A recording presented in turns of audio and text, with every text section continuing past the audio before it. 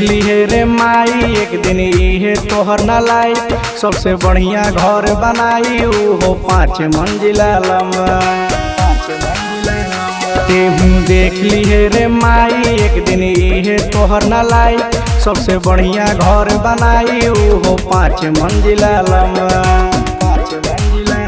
खड़ा रही दुआरा पकार खाली सटर बन दे नाता जोरे लगे सब रिश्तेदार खाली सटर बन दे।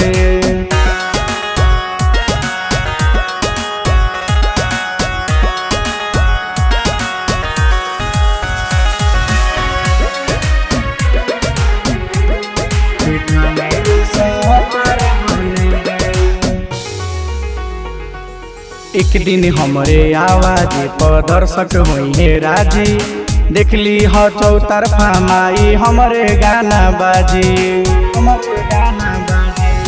एक दिन हमरे आवाज पर दर्शक हुई है राजी।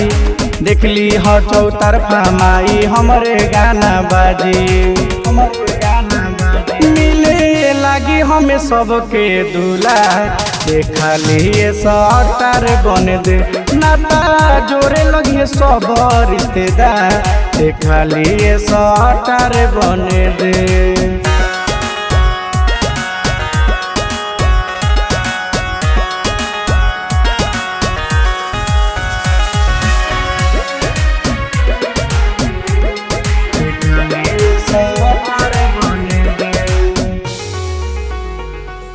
एक दिन हमरो किस्मत बदली देख ली है रे माई।